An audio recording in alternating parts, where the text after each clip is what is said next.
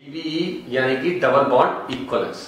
Double bond equivalence की concept जो है ये कंपाउंड्स के आइसोमर्स के बारे में जानने में बहुत यूजफुल होती है, कंपाउंड के आइडेंटिफिकेशन में बहुत यूज होती है।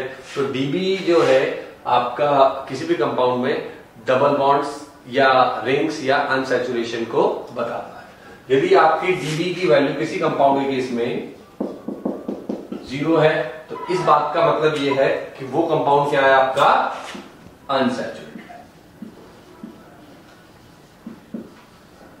ठीक है। यदि किसी कंपाउंड में डीबी की वैल्यू 1 है तो इसका आपका क्या मतलब हो सकता है कि इस कंपाउंड में या तो आपका एक डबल बॉन्ड है, 1 डबल बॉन्ड है, या फिर उस कंपाउंड में आपका एक रिंग है। जैसे फॉर एग्जांपल आपका प्रोपीन जो है इसमें एक डबल बॉन्ड होता है और इसका एक आइसोमर साइक्लो में ही बनता है जिसको हम लोग साइक्लोप्रोपीन कहते हैं।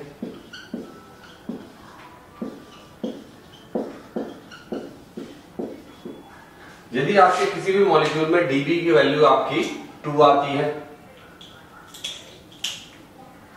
तो इसका आपके डिफरेंट मीनिंग हो सकते हैं। इसका मतलब ये हो सकता है कि हो सकता है उस कंपाउंड में 2 डबल बॉन्ड्स हो सकता है कि उस कंपाउंड में 2 रिंग्स हो,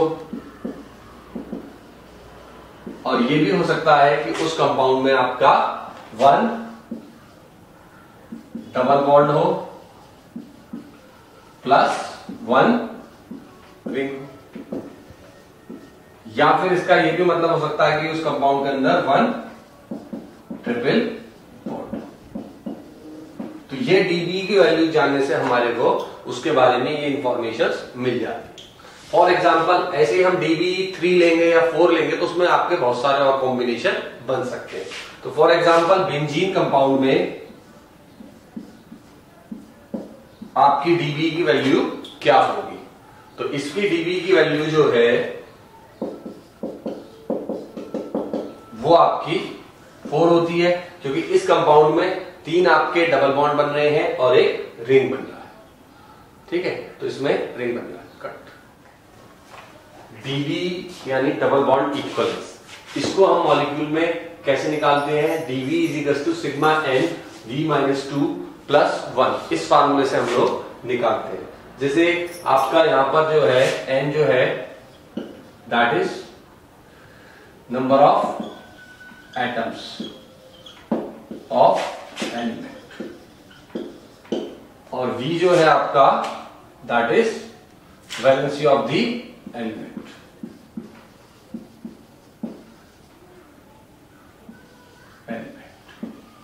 फॉर एग्जाम्पल हम लोग को C2H6 की डीबी निकालनी है, तो इसकी डीबी क्या होगी? तो इसकी डीबी निकालने के लिए आपके पास कार्बन में कितने आइटम्स हैं? 2, और वैलेंसी कितनी है कार्बन की? 4 माइनस 2 प्लस हाइड्रोजन की वैलेंसी कितनी है आपकी? 1, और एटम्स कितने हैं? 6, इनको पुट करा प्लस 1, तो दैट इज इक्वल टू क्या आएगा आपका? ये आपका कितना बैठेगा? 4 minus 6 divide by 2 plus 1 is equal to minus 2 divide by 2 plus 1 that is equal to 0। तो C2H6 की डीबी क्या होगी आपकी? 0 होगी। तो इसी तरीके से यदि हम लोग और मॉलिक्यूल्स को भी ले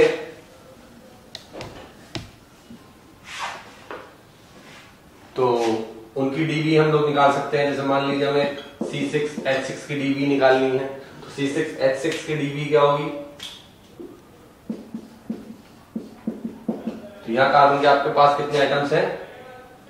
6, और उनकी वैलेंसी कितनी होती है कार्बन की? 4, 4 माइनस 2 प्लस आपका हाइड्रोजन के 6 है, 1 माइनस 2 डिवाइड बाय 2 प्लस 1, तो दैट इज इक्वल टू क्या आ जाएगा आपका? 6 में से 4 में से ये आपके बचे कितने? 2 और ये 12, और ये कितना होगा -6 डिवाइड बाय 2 प्लस 1, तो that is equal to 3 plus 1 is equal to 4। तो इसकी डीवी जो होगी आपकी वो 4 होगी। इसी तरीके से हम लोग और कंपाउंड्स की डीवी निकाल सकते हैं, जैसे C2H6O की भी निकाल सकते हैं। इसकी हमारे को डीवी निकालनी है तो कार्बन में कितने एटम्स होंगे?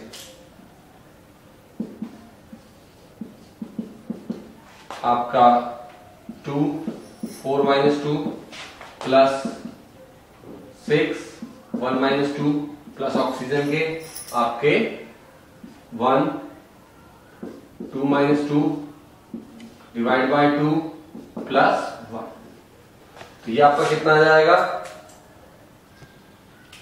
ये आपका कितना हो जाएगा?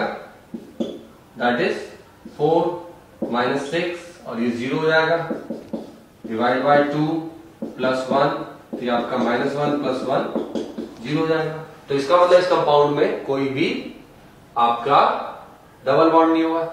जब इसमें कोई डबल बॉन्ड नहीं होगा तो इसमें सिर्फ दो ही पॉसिबिलिटी है, या तो आपका एल्कोहलिक ग्रुप होगा या फिर ईथर ग्रुप होगा। ठीक है ना? तो इसके लिए आप आइसोमर बनाने में बैठेंगे तो दो ही बन सकते हैं, एक तो आपका C2H5 और एक आपका CH3O CH3। तो इस तरीके से डीवी कंसेप्ट को हम आइसोमर्स बनाने में या कंपाउंड का स्ट्रक्चर बनाने में आइडेंटिफाई करने में यूज कर लेते हैं। इसी तरीके से हम लोग डीवी और भी कंपाउंड की कैलकुलेट कर सकते हैं।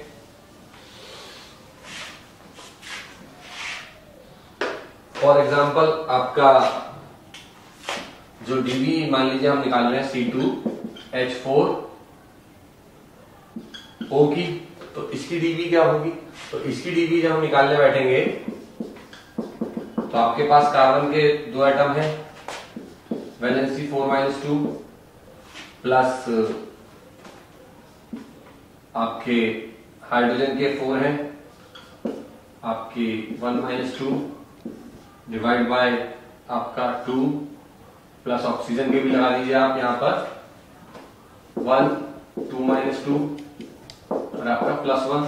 तो इसको आप सॉल्व करेंगे तो कितना आ जाएगा आपका 4, ये -4 और ये +0 अपॉन 2 प्लस 1, तो ये आपका कितना आ जाएगा 0 plus 1 that is equal to 1। यानी इस कंपाउंड में आपके एक डबल बॉन्ड या आपका एक रिंग हो सकता है। तो इसमें जो आपके स्ट्रक्चर पॉसिबल होते हैं, तो आपका ये पॉसिबल हो सकता है CH3CHO। ठीक है, आपका ये पॉसिबिलिटी आपके इस कंपाउंड में होती है, या फिर जो है आपका CH2 डबल बॉन्ड CHOH, ये भी आपकी पॉसिबिलिटी हो सकती है इस कंपाउंड में। तो डीबी की वैल्यू से हमें कंपाउंड के स्ट्रक्चर के बारे में कुछ ना कुछ आइडिया लगना शुरू हो जाता है। कट कर लिया? ओके।